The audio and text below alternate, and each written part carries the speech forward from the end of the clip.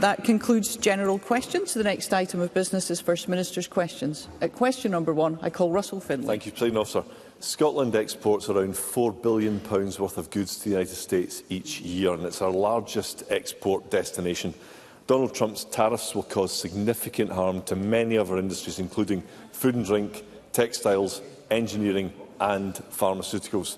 So will the First Minister instruct the Government and its business agencies to do whatever they can to support businesses and to protect Scottish jobs? Minister. That is absolutely what the Scottish Government and our enterprise agencies are doing. That's what we do on all occasions, to work with the business community to strengthen the economic prospects and opportunities for Scotland. The imposition of tariffs is not good news. It will be damaging for economic activity, not just in Scotland, the United Kingdom, but across the world. And there will also be negative implications for the population of the United States with what was applied yesterday. So we will, of course, engage with the United Kingdom Government, who carry the responsibility for international trade as part of the constitutional settlement. We have been doing so for some time. We will continue to do so as part of our efforts to promote and to protect Scottish business. Russell Finlay. Thank you. The Scottish Chambers of Commerce say that many of our firms will now struggle to survive, and the US is the largest overseas market for Scotch whisky, worth almost £1 billion in annual sales.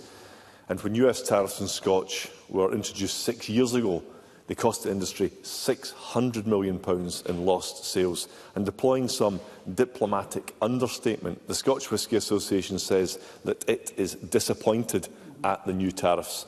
Help is needed. These tariffs follow an increase in whisky duty imposed by the UK Government 6 months ago. So will the Scottish Government back my call for the UK Labour Government to lower its record-high tax on whisky?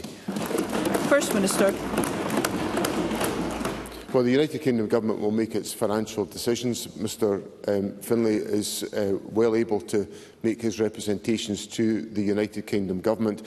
I noticed that, of course, when the Conservative Government was in power, they weren't shy at putting tax onto Scotch whisky into the bargain. So it's nice to know that Mr Finlay has had a conversion on the road to Damascus on that particular question. There are, of course, very significant issues that affect the Scotch whisky industry. That's why the Government has had extensive dialogue with the Scotch Whisky Association. It's why I will be engaging with the Scotch Whisky Association when I'm in the United States over the course of the next few days as part of the marking of Tartan Week. And I can assure Mr Finlay that this Government will leave no stone unturned in ensuring that we take forward the concerns of the industry, working with the United Kingdom Government and the industry to protect the prospects for an industry that contributes very significantly to the economic well-being of Scotland. Russell Finlay. Well, when I speak with the Scotch whisky industry, it's this Government they tell me that they are worried about. We need to maximise the opportunities for Scottish businesses to sell their products abroad, which helps grow our economy and to fund public services. Last year, the Scottish Government announced a USA export plan to identify the best opportunities for Scottish businesses. But within months, they cancelled it. We called that short-sighted at the time. So was that a mistake? And ahead of his trip to Tartan Week in New York, will John Swinney reverse that decision and produce a new USA export plan? First Minister. I find this line of questioning really very odd from a party that wants the Scottish Government to scale back all of our international representation. First Minister, Mr Ross, please adhere to our standing orders. First Minister. Presiding Officer, I find this line of questioning absolutely bizarre, because the Conservatives are the ones that demand that the Government close our international offices that are absolutely critical to the representation of Scotland abroad and the economic success of our country. So I'm really proud of what Scottish Trade International does on our behalf, and I know that the export strategy of the Scottish Government are focused on the needs of the industry. So I can assure Mr Finlay that in all the Scottish Government does, we will take forward the interests of Scottish industry. We will look at the opportunities to promote our products overseas, and we will stand shoulder to shoulder with the Scottish industry as we promote our important products to overseas markets. Russell Finlay. So no answer to that question then. The new Trump tariffs will put Scottish jobs at risk. They'll stop businesses from growing and they will slow economic growth. Now, John Swinney can't stop the tariffs, but he can lower bills here in Scotland. This week, Scottish families faced more tax rises due to the SNP and Labour. Our analysis shows that an average person's bill will rise by around £1,000 due to higher income tax, national insurance, energy costs, train fares, water bills and council tax.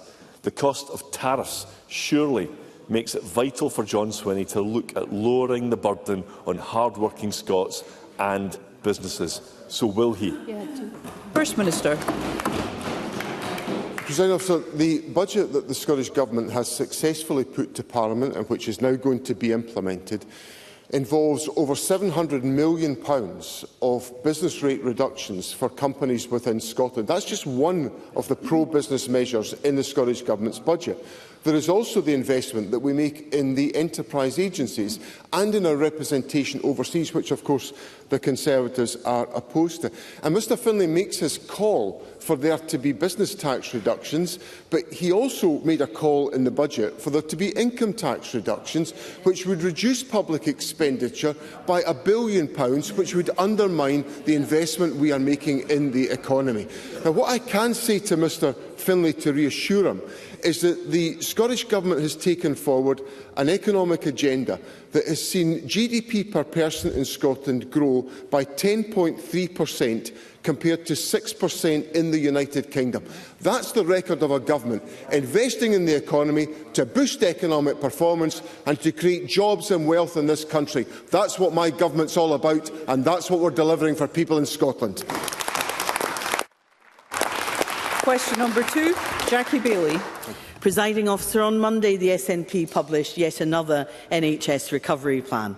That's 5 plans in just 4 years. Now, I know Biffa are suing the government, but this isn't the kind of recycling Scots are looking for.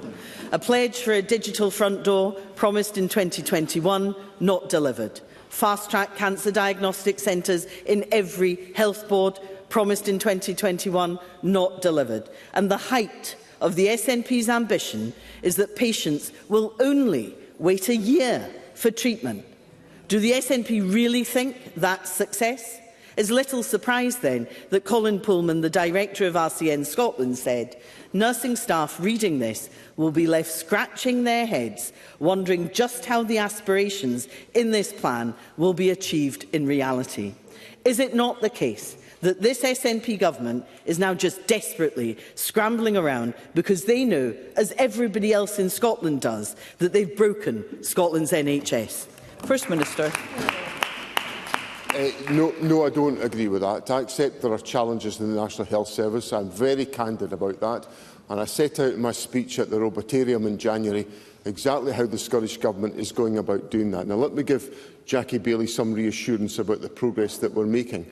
In April 2024, the Scottish Government provided additional funding to NHS boards to deliver 64,000 additional procedures by March of 2025. By the end of January, 75,500 additional procedures had been delivered. We promised 64,000 over a whole year. Within 10 months, we delivered 75,500. In addition to that, in all 4 key radiology diagnostic tests have shown a decrease, with a 4% decrease in the total waiting list size for diagnostic tests. So I accept there are challenges, but the Scottish Government is focused on delivering progress for the people of Scotland, and that's what we're delivering now. Jackie Baillie. Presiding Officer, the First Minister talks as if this is year 0. It isn't, because after 18 years in charge of our NHS, there's no one else left to blame. Let's take the crisis in primary care as an example. Back in 2018, the SNP unveiled a big new plan with the usual fanfare. They promised to deliver 800 more GPs. The result? Today there are fewer whole-time equivalent GPs, while demand has soared. In fact, since 2013, the number of whole-time equivalent GPs has fallen by more than 200, while funding has been cut by the SNP time and time again. is the SNP's constant cycle of failure. Create a problem, announce a plan, things get worse, so rinse and repeat. Dr Ian Morrison, chair of BMA Scotland GP Committee, told the BBC that general practice is at crisis point. Is he wrong? First Minister. I accept that, as I've said throughout all of my answers about the health service since I became First Minister, there are challenges, because what Jackie Baillie ignores is the impact on population health as a consequence of our global pandemic that's had a colossal impact, not just on the health service here in Scotland, but across the United Kingdom and in every affected country in the world. So I recognise the challenges in the NHS. And on the question of GPs, we have seen an increase in the number of GPs in total headcount by 307 since 2017, and we already have in Scotland 82 GPs per 100,000 of population in Scotland, compared to 64 in England, 67 in Wales and 75 in Northern Ireland. So we've invested in general practice to make sure general practice is strong to meet the needs of the current period. We've also invested in broadening the staff base within general practice, and also by the recruitment through health boards to make sure that allied health professionals are able to contribute to meeting the demand as a result of the COVID pandemic that is now presenting itself in the National Health Service. So let me assure Jackie Baillie that the Government is absolutely focused on delivering improvements in the National Health Service. We're beginning to see the fruits of that plan that's resulting in more procedures, more activity, more engagement in the National Health Service, and there'll be more of that to come in the period ahead, because the Government's put a record sum of money in to support the National Health Service. Jackie Baillie. Presiding Officer, once we see again the SNP spin machine wanting to pretend that everything is fine. But John Swinney cannot escape his record, because after a global pandemic, he was the one who cut hundreds of millions of pounds from Scotland's GPs, from social care and from mental health budgets. And what's the result? Cancer targets missed, waiting lists out of control, deadly diagnosis delayed, thousands forced to go private. But don't worry, the 5th NHS recovery plan in 4 years will definitely sort it all out.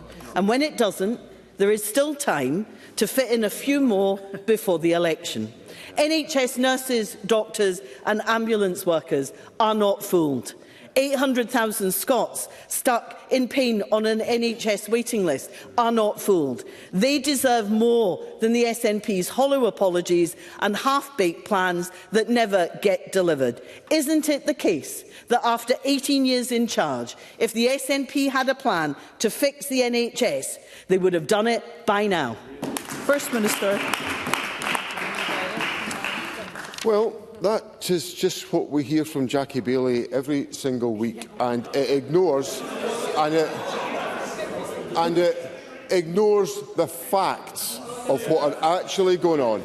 So it's important. Well, Jackie Baillie's raised some really important issues about cancer care, and I want to let's hear one another. And I want to reassure members of the public, because it's not good enough for Jackie Baillie to create the alarm that she is creating with those questions. Yeah. So let's take the 31-day standard. 94.7% of patients, 94.7%, were treated within 31 days of a decision to treat, and the median wait is 4 days. Now that is demonstration of the achievements of the National Health Service. And most importantly, we are treating more patients with cancer on time within both the 31 and the 62-day standard than compared to the same quarter 5 years ago. 4.5% more within the 31-day, 1.6% more than the 62-day standard. Jackie Baillie mentioned mental health services, child and adult mental health services. For the first time, we are now meeting the 18-week standard, which is an important commitment to support the mental health of children and young people in our society. So yes, there are challenges, but this government is absolutely focused on delivering on the National Health Service. That's why we put the record funding in place, and that's why Jackie Baillie couldn't find it within herself to back the government's budget. She's not interested in investing in the National Health Service. It's just politics, politics, politics for Jackie Baillie. Question number 3, Patrick Harvie. On Monday this week, the Scottish Government withdrew critical protection against rent rises. For the first time in years, landlords will now have the power to instantly set rents back to uncontrolled free market levels. Tenants won't be able to stop it and won't be able to afford it. Let's be clear about the scale of the SNP's rent hikes. Data from Generation Rent and Living Rent showed that even when protections were in place, some landlords still tried to break the rules. In Glasgow, one landlord tried to double the rent from £700 to £1,400. But until this week, thanks to the temporary rent protections that I was proud to introduce, people like that could be stopped. That unbelievable increase was capped by the regulator at £784 instead of £1,400. So does the First Minister now understand why tenants across Scotland are so fearful about what he has done? First Minister. President Officer, before I answer the substance of Patrick Harvie's question, I wonder if you would allow me to just express to Patrick Harvie my good wishes on his decision to step down from the leadership of his co-leadership of the Scottish Green Party. And I've always enjoyed our encounters. We will have many more of them before the summer, and I wish him well for the future. On the substance of the question that he has raised, there are 2 points that I would make. First of all, there is, in a sense, part of the answer I would give is in the evidence that Mr Harvie put to Parliament a moment ago, that there are opportunities for tenants to seek a review of a rent increase which they believe to be unacceptable. And that has been exercised in one of the examples that Mr Harvie put to me, and exercised with success. But the second point I would put is the importance that the Government attaches to the principle of the point that Mr Harvie has made to me, which is why we're bringing forward a housing bill, and it's why we're introducing the concept of rent controls. And Parliament is currently considering at stage 2 the housing bill that will make provision for these issues as we move forward. Patrick Harvie. Well, I'm very grateful for the kind personal remarks from the First Minister, but I fear his comments on this policy issue are complacent. He talks about the protections that I just described. The point is those protections ended this week. They're no longer there protecting people. And it's a similar complacency to what we heard from the Minister for Housing. When he was some of these figures put to him, all he could say was that he was asking landlords to be sensible with these new, utterly uncontrolled powers. In truth, there is nothing now holding back a tide of unaffordable rent rises. And the Scottish Government hasn't even published an assessment of the number of people who are going to lose their homes as a result.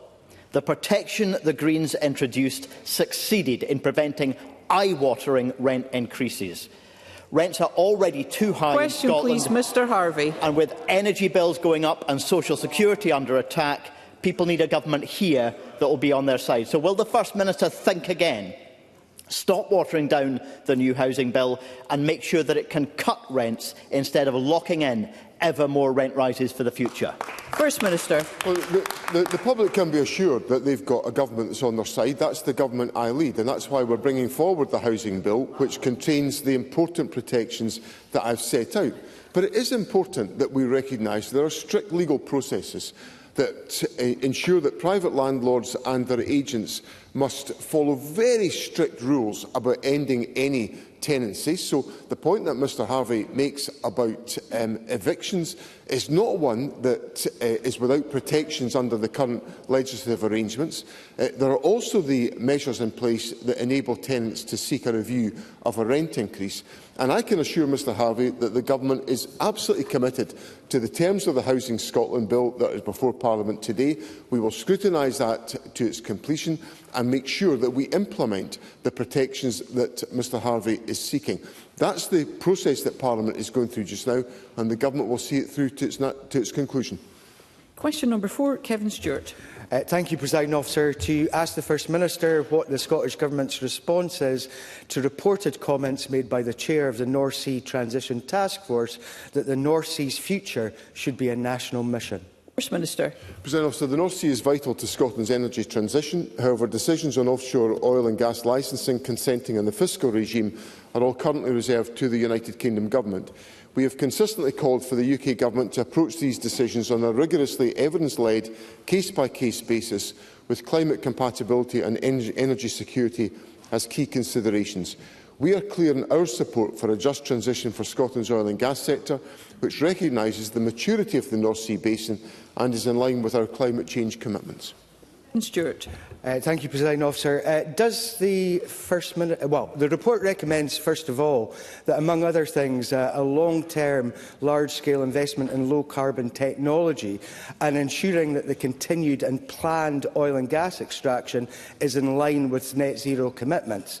Does the First Minister share my view that, while they remain in charge of energy policy, the Labour Government must resource the transition appropriately to maintain and secure jobs, and that they must map out credible energy security transition and net zero strategies in order to get this right for the future? Or ideally, the national mission could and should be undertaken by an independent Scotland? First Minister. Well, Mr Stewart and I share the aspiration that an independent Scotland should be able to take forward the issues and challenges that face Scotland across all policy areas. That's what independence is all about. The most constructive thing I think that can be done, the most immediate thing that can be done, is the United Kingdom Government can give an early and, well, actually an immediate commitment to the Acorn carbon capture and storage project.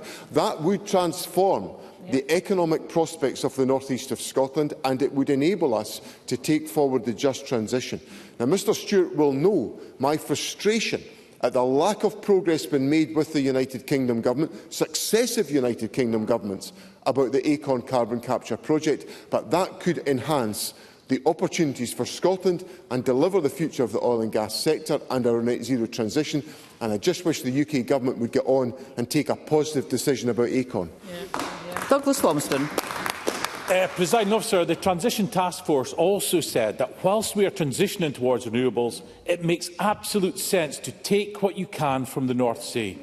So does the First Minister recognise the vital role that oil and gas will play in the transition, and will his party abandon its presumption against new oil and gas and ditch its hostility to the sector, which supports over 80,000 jobs in the North East? First Minister. Well, this government has no hostility to the oil and gas sector. Well, I'll say it again, just to reassure the Conservatives that they heard it the first time. There is no hostility. Let's hear the First Minister. There is no hostility in this government to oil and gas. What we are committed to is a rational transition to net zero, which enables us to fulfil our climate objectives. We will have to rely on elements of oil and gas for some time to come. And that will be part of the approach that the Scottish Government takes. But we also have to fulfil our climate objectives. Now, I know that there's been another change of position in the Conservative Party. Russell Finlay a few weeks ago said it was refreshingly honest of Kemi Badenoch to say that we should abandon our climate change targets. Now, what does that say about the Conservatives? It says the Conservatives are prepared in this Parliament to vote for climate change targets, and then when it becomes opportune to cuddle up to Nigel Farage and reform, they abandon the climate change targets. We all now know, because they're now deserting the Tory party is in a dance with Farage. Well, I'm going to leave them to all of that. Fergus Ewing. Presiding Officer, the developers of both the Rosebank and Jackdaw oil and gas fields have obtained their necessary exploration and other licences. They've complied fully with all government regulations. And on the strength of that, Presiding Officer, between them they have invested well over £1,000 million thus far. If they are now declined final permission because the rules have changed and the goalposts have been moved, surely the UK government will almost certainly be pursued for legal claims by these companies for recovery of these sunk costs and possibly also loss of profits extending to several billion pounds or more, and consequential reduction in the Scottish budget of hundreds of million pounds. Will the First Minister, who is not hostile to the sector, now confirm Rosebank and Jackdaw must now go ahead? First Minister. President Officer, as Mr Ewing knows, I am a very strong believer in the rule of law.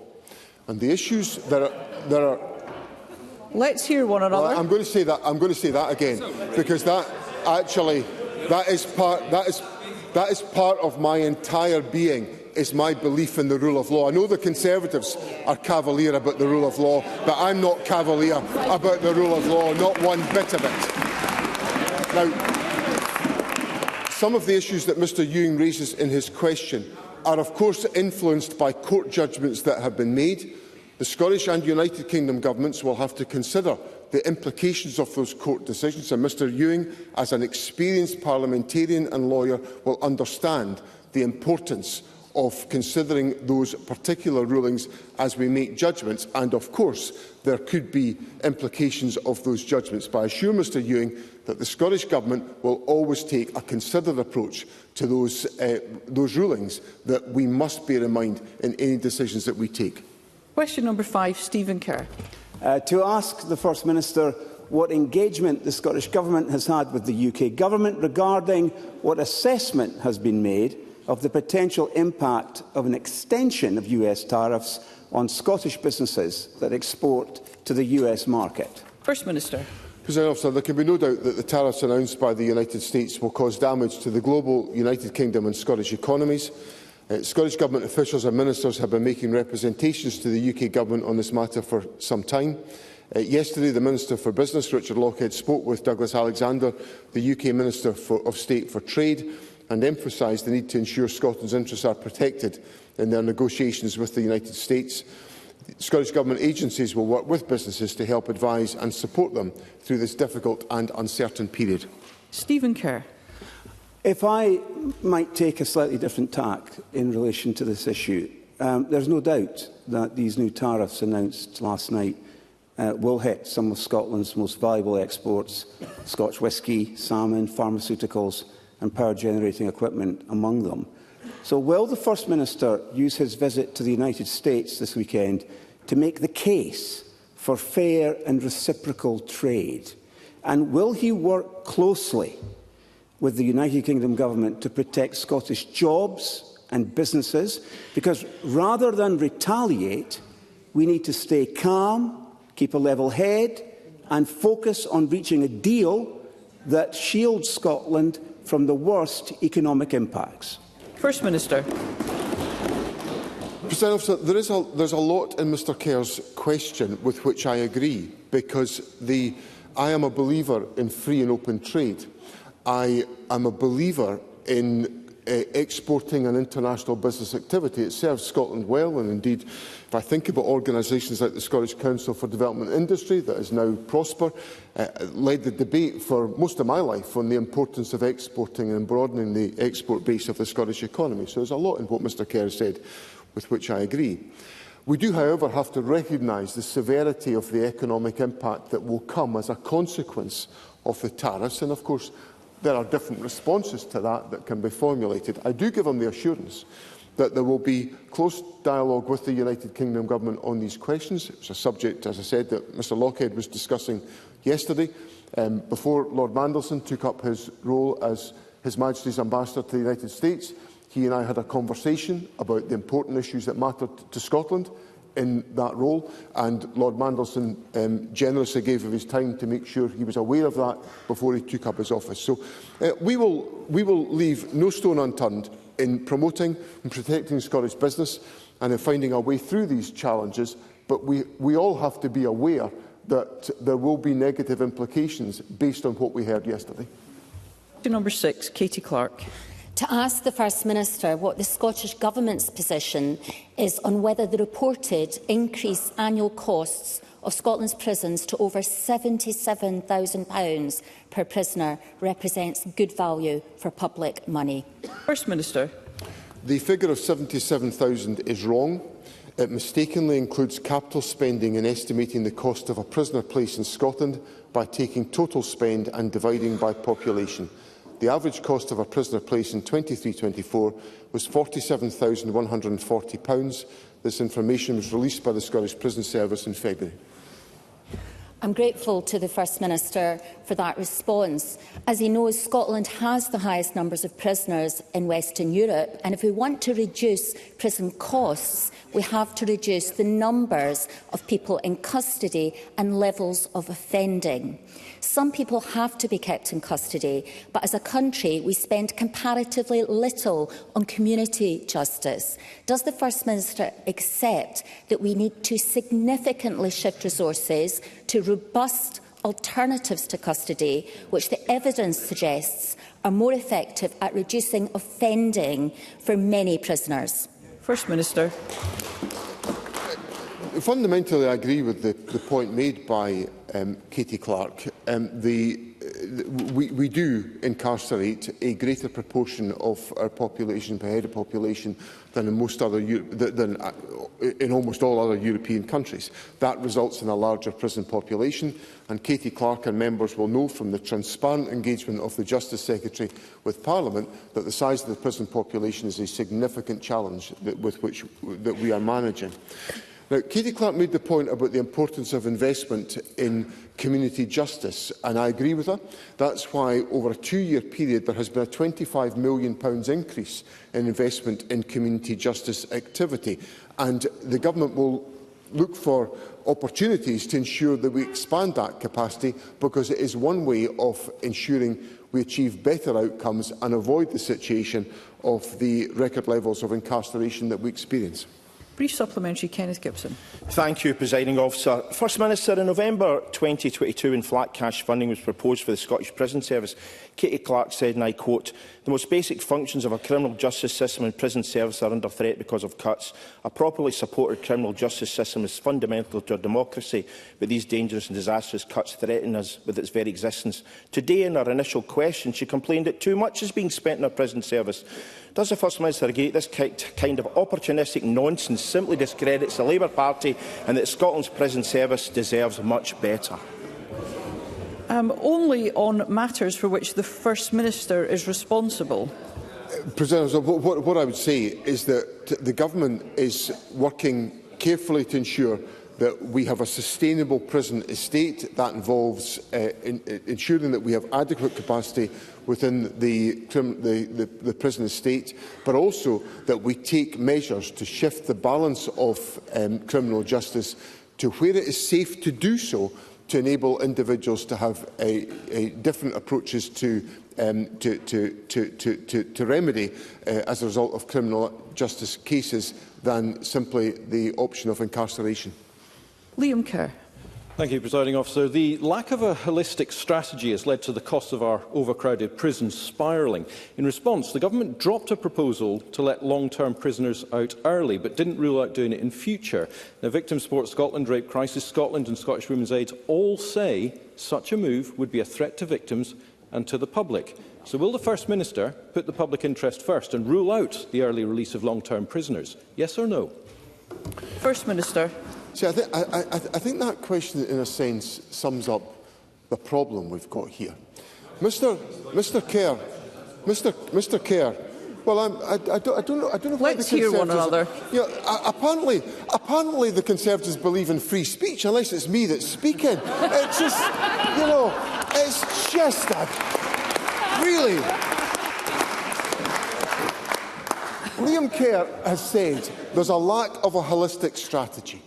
And then Liam Kerr has said there's a lack of a holistic strategy.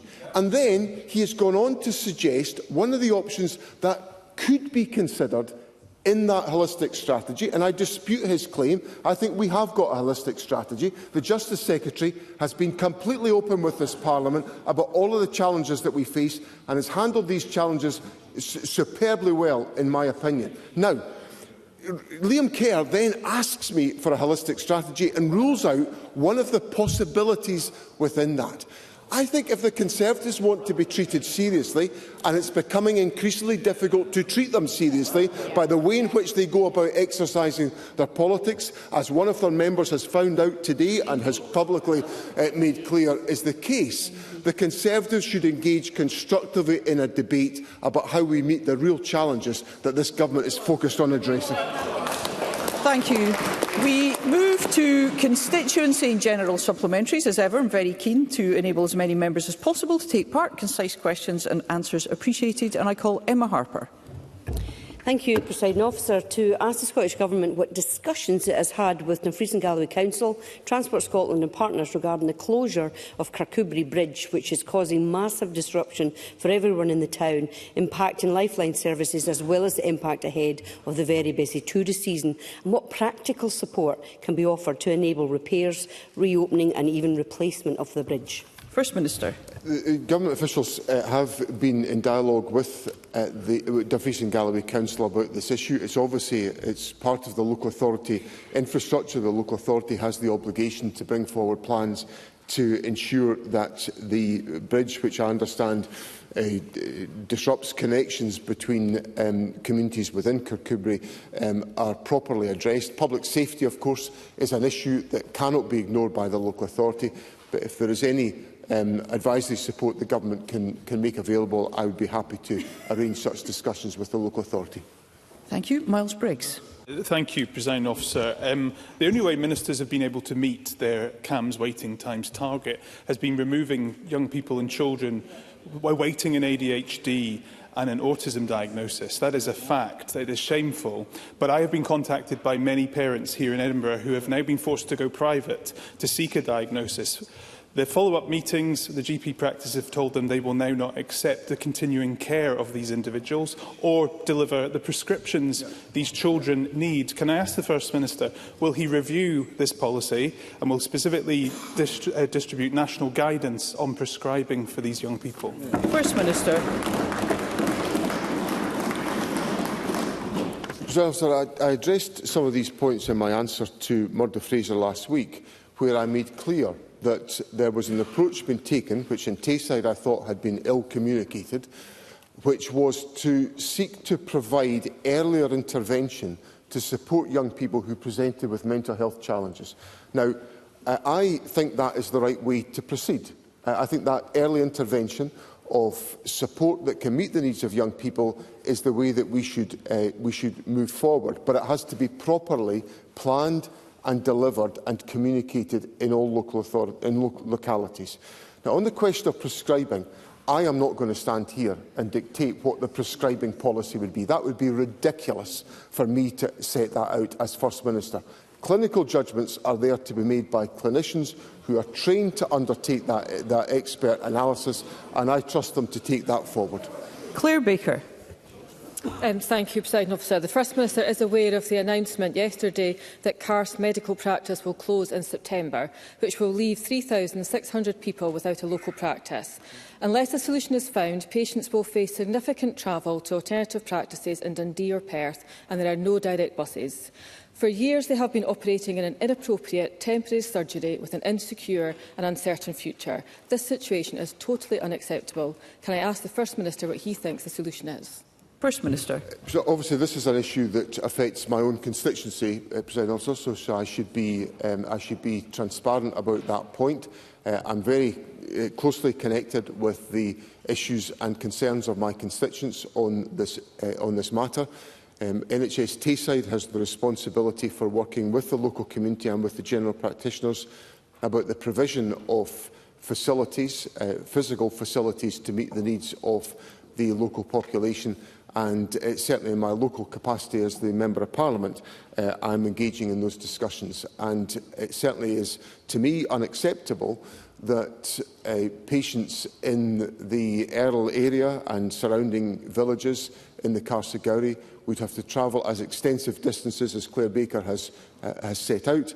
And I will work with NHS Tayside to address and to find a solution to that particular challenge. Bob Doris. Presiding Officer, the UK austerity agenda places a significant budgetary pressure on Scotland as we try to protect the most vulnerable here, increasingly targeted by the Labour Party. Given the devolved impact, will the First Minister therefore urge Keir Starmer to act on a new study published by the London School of Economics saying that if the UK Government followed Scotland's policies, it would lift 700,000 children out of poverty? And how could Scotland reinvest that money, not having to pick up the failures of the UK Government to benefit my constituents in Mayhill and Springburn and beyond? First Minister. Mr Doris raises an issue that matters enormously to me, because he will know, as Parliament knows, the focal point of my government's agenda is the eradication of child poverty. And in the study that Mr Doris has cited from the London School of Economics, Professor Ruth Patrick has said the progress Scotland has made on driving poverty rates down shows another way is possible. And we certainly need another way compared to this United Kingdom Government, which has voluntarily set out welfare reforms that will push 50,000 children into poverty based on the analysis of a Labour Government. What on earth is the point of a Labour Government that is forcing more and more children into poverty?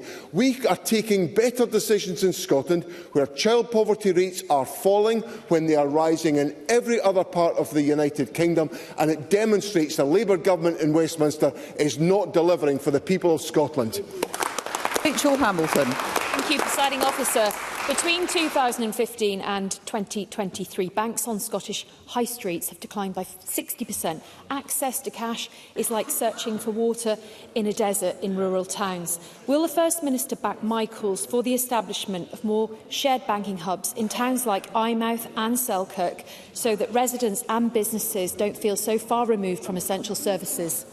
First Minister. I think there's a lot of merit in the concept of shared banking facilities, and I have been exploring that very possibility in the Highland Perthshire area of my constituency as well, so I understand the difficulties that Rachel Hamilton cites. I would encourage banks to work together on this proposition. There are a number of examples in Scotland where banks have come together. And I think this is a way of trying to broaden access to cash in rural areas, and I can understand the viability challenges that individual banks alone find in a particular town. But on a collaborative basis, there are solutions to be sought. So I do encourage different banks to engage constructively on these questions in local areas. Michael Mara. On 19 March, the management of the University of Dundee and the leaders of the Scottish Funding Council committed to Parliament to provide a new recovery plan for the University of Dundee within 2 weeks. That deadline passed yesterday, First Minister. There is no new plan. This could not be more urgent. Every day that passes without a plan further imperils the most important institution in my city. There is a complete absence of leadership. When will a voluntary severance scheme open, and when will we see a new plan? First Minister. Let me assure Mr Mara there is no absence of leadership on this question, because it is commanding a huge amount of time and attention and focus within government. It was discussed extensively at the Cabinet on Tuesday. The Deputy First Minister is leading cross-government work, working closely with the Education Secretary, who has portfolio responsibilities for universities, the Health Secretary, because of the extraordinary significance of life sciences within the University of Dundee, and the Justice Secretary in relation to the role of, for example, the Leverhulme Institute, which is fundamental to the University of Dundee. I have made it absolutely clear that the original financial recovery plan is completely unacceptable, and there has to be an alternative. That work is underway. There was discussions this morning which have narrowed down some of the options that are being taken forward, and the Government will consider further proposals. But I want to assure Mr Mara that there is a real focus on ensuring we chart a pathway forward here. But it's also important that I make clear that there is a secure future for the University of Dundee. I want students to accept their offers from the University of Dundee confident in the future of the university. I want researchers to be confident that they can continue their involvement in the University of Dundee, because this government is determined to secure that future for the university. It will take us time. We've put the financial liquidity support in place, as requested by the University of Dundee, to make sure they are secure in what they do in the period ahead. But the design of an alternative recovery plan is an absolute prerequisite for the next steps that we must take, and the Government is determined to take them. Briefly, Liam MacArthur. Thank you. As the First Minister knows, in farming communities across Scotland this is lambing season, but he'll also be aware that we're seeing an alarming rise in attacks by ravens on lambs and ewes, leading to shocking, often fatal injuries.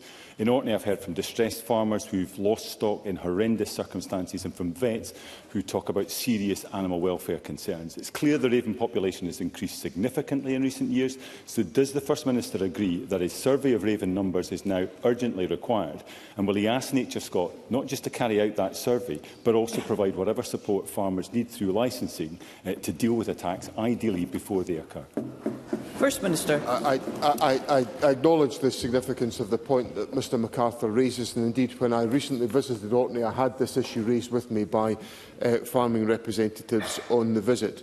There is of course the opportunity for there to be licences issued by Nature Scot to tackle the issue that Mr MacArthur puts forward, and obviously if there are farmers locally that wish to take that up, that can be encouraged. I certainly will encourage Nature Scot to engage with the farming community in Orkney, and I know in other communities, to address the issue. As to the specifics of whether a population survey is the best way forward, I'm not certain that's the answer, but I certainly will explore that for Mr MacArthur and will write to him with a response from Nature Scot. Thank you. That concludes First Minister's questions. Can I have your attention, please? A fire has been reported in this area. Visitors in the public gallery, please follow the directions of security staff and evacuate to the public foyer immediately. People who require assistance to evacuate and those with a personal emergency evacuation plan requiring the use of a refuge point should move to the nearest available refuge point now.